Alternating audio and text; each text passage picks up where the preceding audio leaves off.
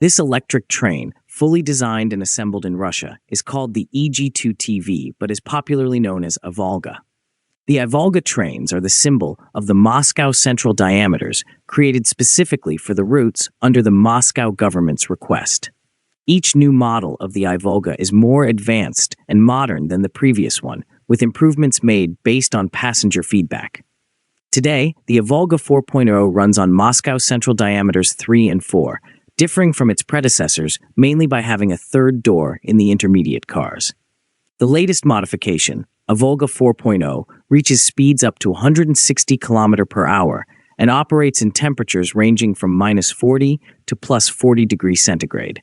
It features a continuous passage between cars, allowing the train length to be adjusted up to 11 cars. Designers packed the Ivolga 4.0 with the most convenient solutions for large cities.